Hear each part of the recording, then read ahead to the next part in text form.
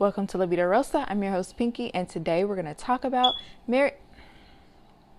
Y'all, I promise I bought batteries for the smoke detector. I still was hearing that beeping noise, right? It's right there. That's where it normally is. So I literally took it down and put it in the back room so that we wouldn't have any of these beeping noises.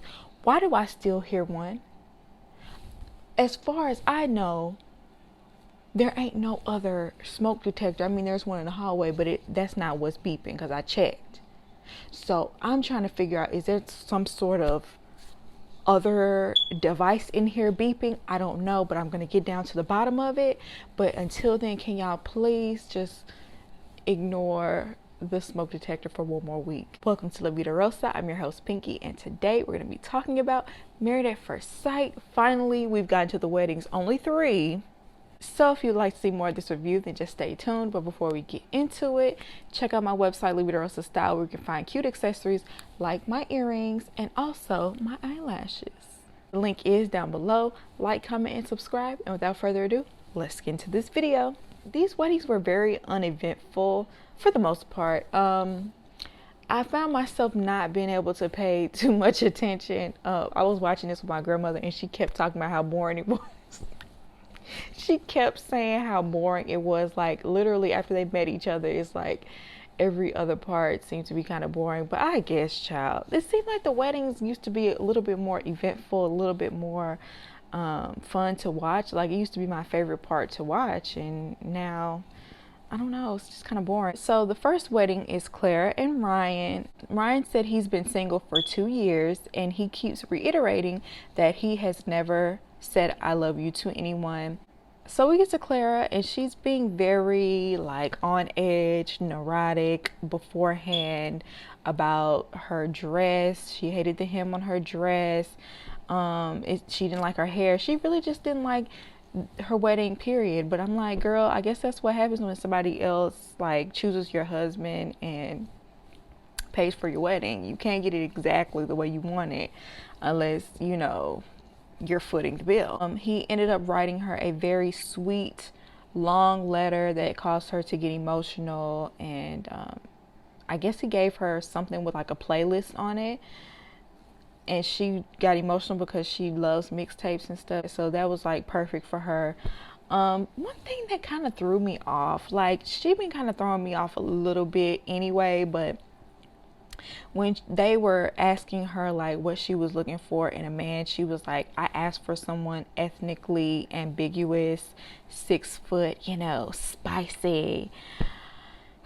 And see, that's where it starts to get into like the little fetishy territory. Honestly, when it comes to preference, it kind of teeters on fetish anyway when it comes down to race. So her harping on the fact that she wanted someone ethnically ambiguous, which I feel like is a buzzword for like black, but I could be wrong. It just made me give her a little bit of the side eye, but I can't completely judge her just yet. If I see any other signs of that though,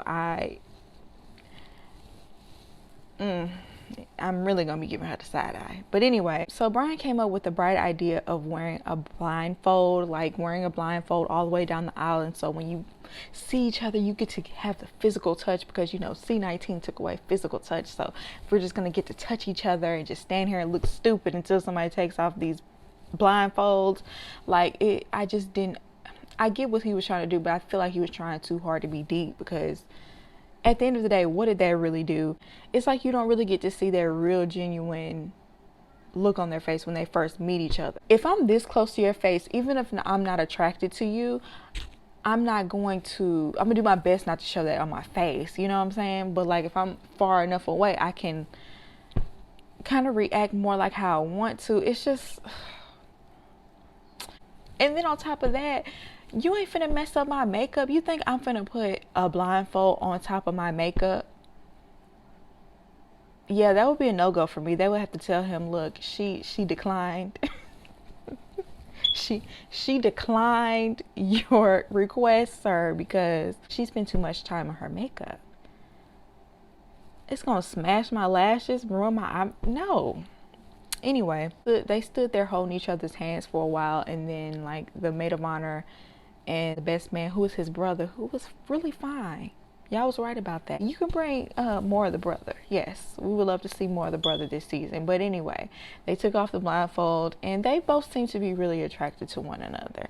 Honestly, I feel like as long as she was white and he was racially ambiguous, we weren't going to have a problem anyway. But we'll just move right along. We'll move right along. We don't have to harp on that. So yada yada, we already know the family is going to give a description to their partner, telling them, giving them a little intimate detail on the person they're about to marry, and then the bride and groom give each other their vows. And his vows were beautifully written. I will say he has a way with words.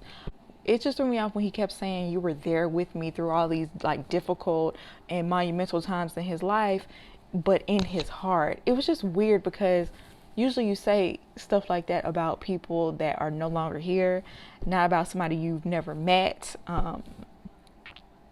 I guess. I mean, maybe he's just saying that, you know, he always knew he was going to have a wife he wanted to share these times with.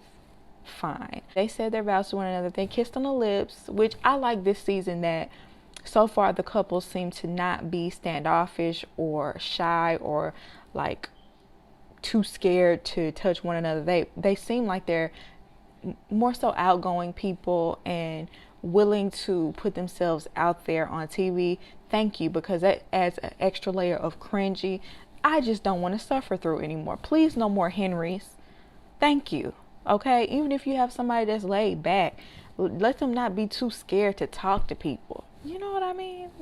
But anyway, they seemed to mesh well with one another, and they seemed immediately comfortable with each other.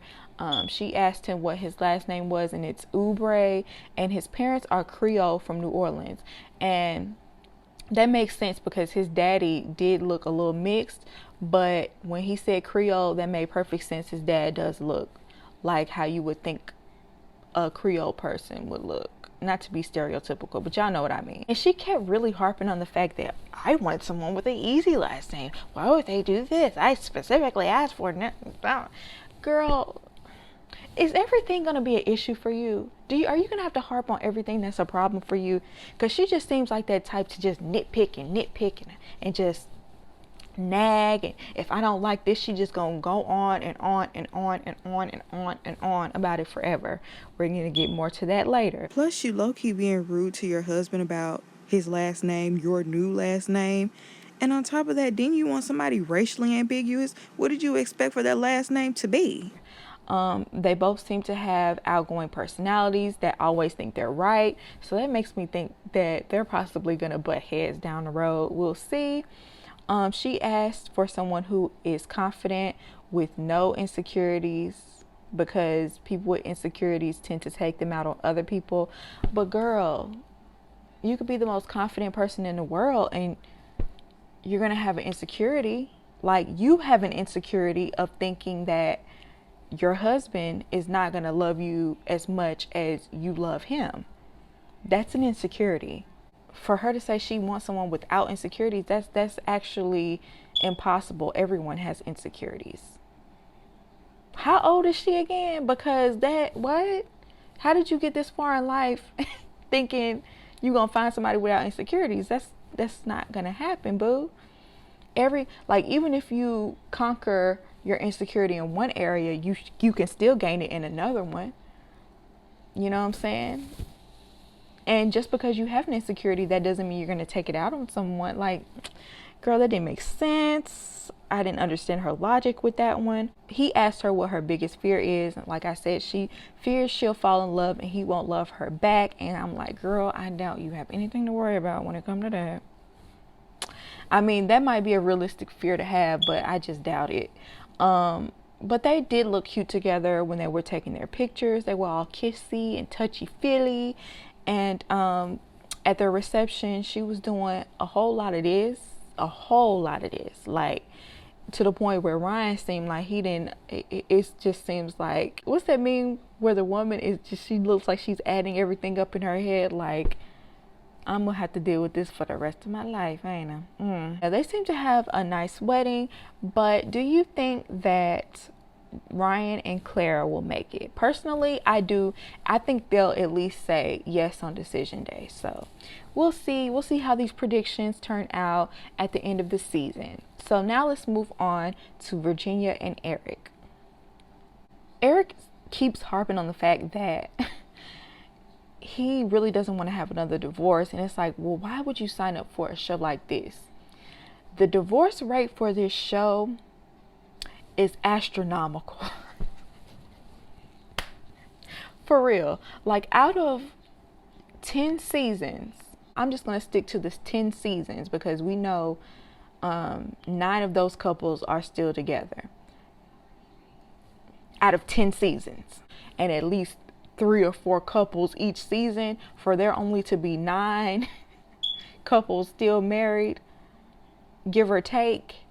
That's not a good success rate, and why would you come on here? Have you ever seen this show? But honestly, this really seems like something that Erik would never do. His parents are really conservative, as he keeps saying. Meanwhile, his bride is throwing back shots, like multiple shots, drinking champagne and getting drunk. It just seems like she can't do nothing without drinking. And honestly, the way she was talking about what she wanted a man, it was so superficial. And it just made me think, like, I thought when she met him, she was going to be like, L7 loser vibes. It was very childish. Her dad did end up showing up and walking her down the aisle, but he just looked like he was over it. He just looked like, why am I here? Why is she doing this? This is another one of her spontaneous harebrained schemes, and I'm not here for it. That's the way the daddy was coming off. And before she walked out, she was crying, but she was just so clearly intoxicated. And as time went on, the more you could tell she was drunk. Like, for real. Like, when they first walked down the aisle, he was over the moon. He was ecstatic. He was very excited. He was cheesing, grinning. He was so excited to see her. And she was too, but I really think it's because she was drunk. When she got to the altar, she was just so fidgety and looking around like,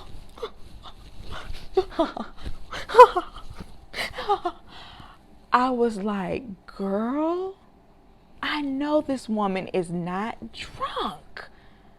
I mean, gone. During like the little message the family sent her, they made it very clear that he's not a good communicator.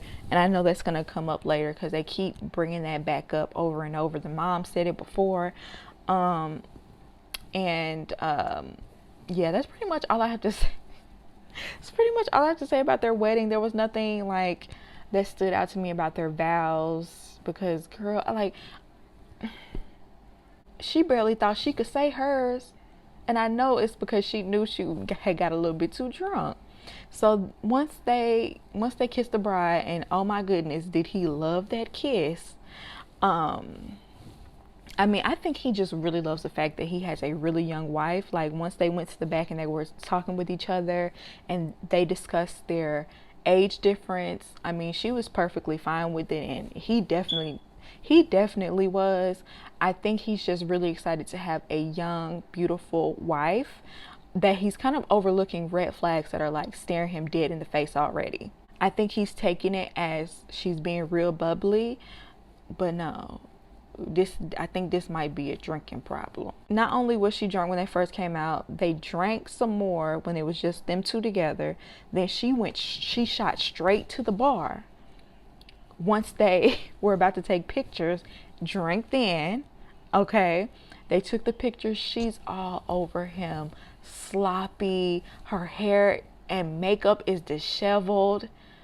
I mean, she really did look like a drunk girl outside of a bar. She was all over him, kissing him, being real aggressive, like low-key almost forcing kisses. Like, it didn't look natural. It just looked like she was just being sloppy. Honestly, it's just giving alcoholic. It is. And I hate to put that on somebody, because I don't never want to put something that serious on somebody. But for her to be that drunk and continuously drinking when you're already gone says a lot. And then the night before you threw up because you drank so much. It's not looking good. I'm just trying to figure out how that is gonna mesh, because his mama looked like she don't play. Even his friend that gave his toast mentioned that the mama don't play.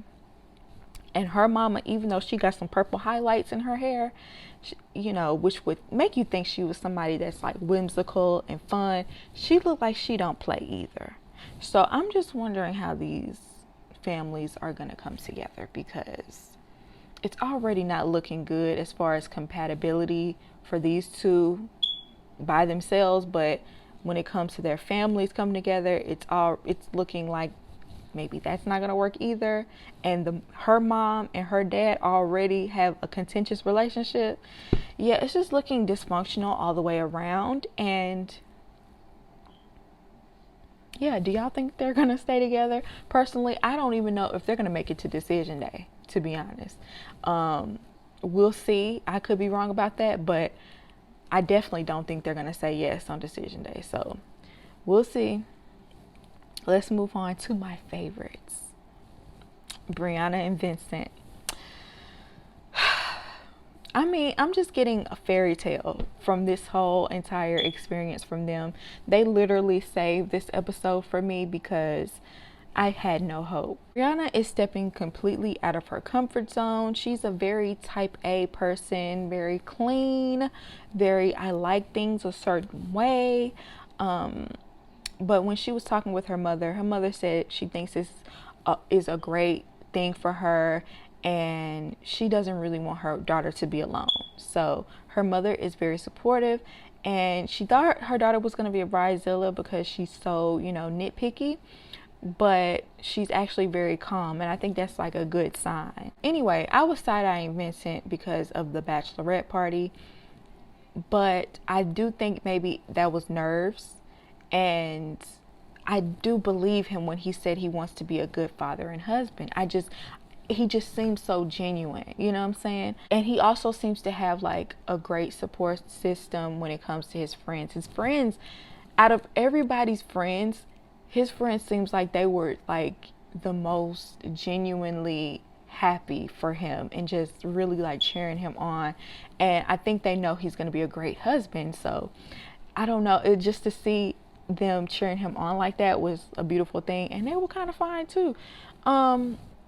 Yeah, we want more of them too. They were very handsome men, his groomsmen. Yes, they were. Especially if they're like Vincent. And I love the fact that they all huddled together and said a word of prayer before he took the walk down the aisle. Like I told y'all, I was watching this with my grandmother, and she was like she was so into them. She was really invested in Vincent and Brianna, and she was just like, Lord, please let them work. And I was like, I know, right? I really want them to work too. They both seemed so sincere. Now, Brianna looked amazing. The dress was gorgeous. Her hair and makeup was on point. Honestly, I feel like besides Iris, because Iris has to be my like favorite bridal look of any season, she has to definitely take that second spot because she looked amazing. Even the flowers she was holding was gorgeous, and rarely do I pay attention to flower arrangements, but those were really beautiful flowers. So when they first saw each other, it was just like, like love at first sight, because she said he checked all of her physical qualities. She was looking for someone that was tall, had a beard, and she liked the fact that he was bald headed. Like, she was into Vincent, and he said that that's his type, and she had a pretty face and she was petite. So they were right up each other's alley.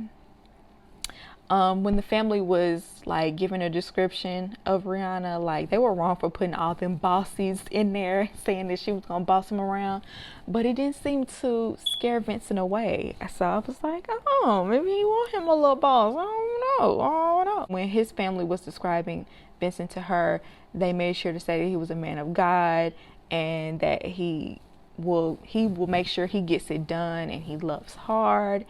And I don't know, his vows were so beautiful towards her. Their vows towards each other were beautiful. And it was just like, I just could not stop smiling. They couldn't stop blushing. They just looked so good together. And then when it was time to kiss the bride, they gave each other a kiss. And it was like, y'all, it was so beautiful. It really was like a Disney movie or something. Like, even once they got to the reception, just the optics of it all was just beautiful. Like, they just connected. They had such a genuine first connection. And even Brianna said when she first laid eyes on him, like, she felt relief, and he said he felt the same way. It was just so cute. Vincent ended up letting her know that he is from República Dominicana. He's from the DR, and he lived there all of his life. So he's from there, but he's been living in America ever since 2011. And he said he's going to teach her how to dance bachata and merengue. And I was like, okay. From the beginning, I feel like they were both being very open and honest and vulnerable with one another. And they just seem to be just very good at communicating already. He seems like he's very attentive, because even as they were walking, you know, over to take their pictures, he wanted to hold her dress. And she was like, boy, you ain't got to do all that. But it's just the fact that he wanted to. And when he held her hand, they interlocked fingers. And she was just like, that just made me feel safe. I was like, y'all stop it now. They were just really comfortable with one another. At the reception, he found out that she's a pescatarian, and she made it seem like she wasn't like the biggest cook, but he was just like, we can cook together. And he let her know. Now, see, this is the part that I was most nervous about. He let her know that he is a car broker, and he explained to her what that was. And I was a little nervous that she wasn't going to be as accepting of that, but she really was. Like, she was like, oh, look at you. So I really feel like they're going to work, y'all. I really do. It's just the chemistry was so strong with those two. And my heart would be broken if they don't make it to the end, at least to decision day, and just for the rest of their life. Like, I see them making it in the long run. Oh, they're giving me Woody and Amani vibes. Okay. And now we get to Paige and Chris. So the description of this episode was, the picky groom's bride is not what he expected.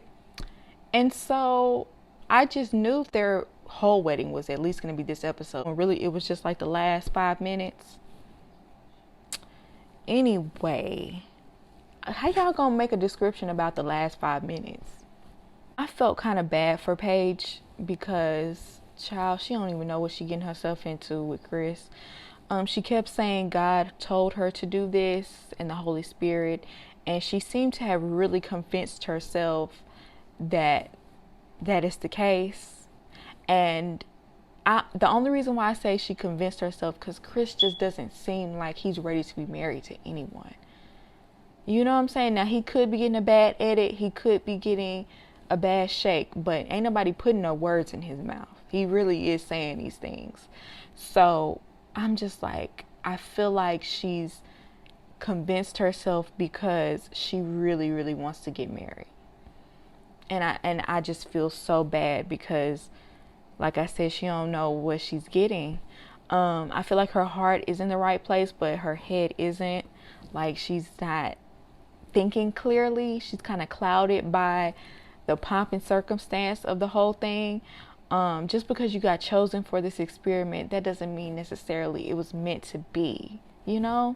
And I feel like because of this, she's going to do anything to make this work, even if it comes at a detriment of her own mental health. And I'm really concerned about that. I really am. She does seem to have like a good support system though. She seems like she has really good friends. First of all, Paige's body is bad, okay? She has that hourglass shape everybody wants. Everybody's paying for it. Naturally, she has it. The big butt, you know, smaller waist.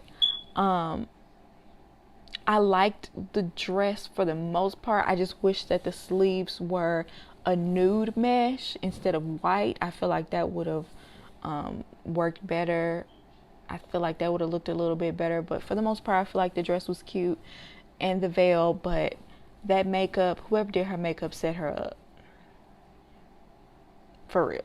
I did not like that. It wasn't flattering, but you know, she was cute enough overall. So he gave her a gift before she walked down the aisle, and it was an infinity necklace, and she took that as a sign because she has an infinity sign tattooed on her. And I'm sorry, that has to be the most common style of tattoo and necklace that I've ever seen in my life. No shade to you for getting it, but that's not a sign, because do you know how many infinity necklaces I've seen? That has to be the most common style.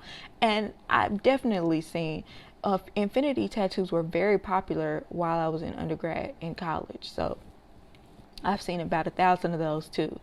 So that don't mean it's a sign. But anyway, here we get to Chris. He is just so superficial and so full of himself, and he think he is so fresh, and it's just like, it's like, for you to be so superficial, you better be fine. You better be a 10.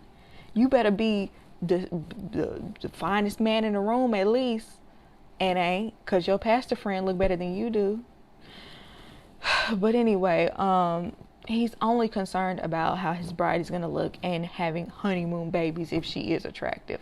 And I'm so like, oh, he is so annoying to me. It's so aggravating. He doesn't deserve to have a woman like Paige.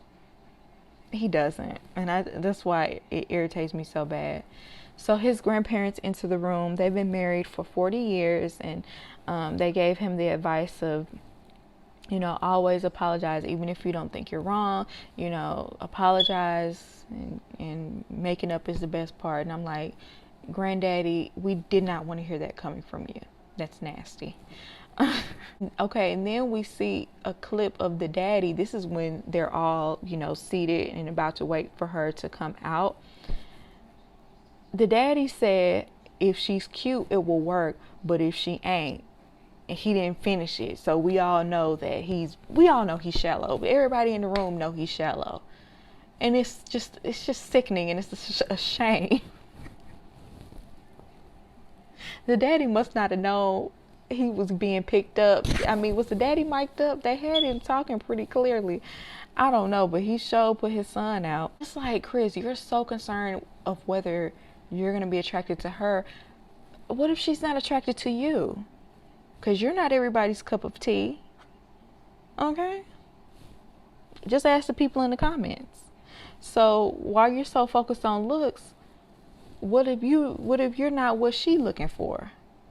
I'm just really nervous about his reaction to her. Regardless of his superficial attitude, I hope he's still respectful, even if he's not attracted to her. Because I already know that there are black men in our community, the black community, that prefer a certain type, light skin, or even white, exotical, you know what I'm saying, prefer that, and will disrespect a black woman because of it. And it's colorism at the end of the day.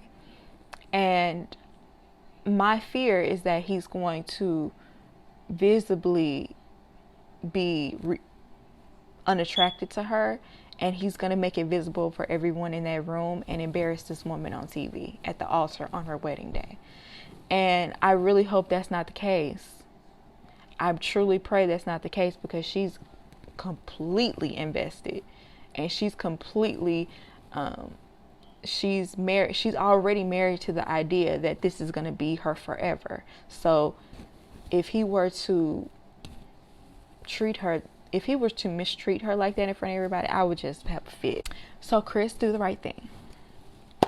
With that being said, that is it for my review. Y'all let me know what y'all think down below. Who do you think will remain married? Tell me in the comments. Did you agree with me? Did you not agree with me? I would love to hear your opinion, and I hope you enjoyed this video, and I'll see you in my next one. Peace.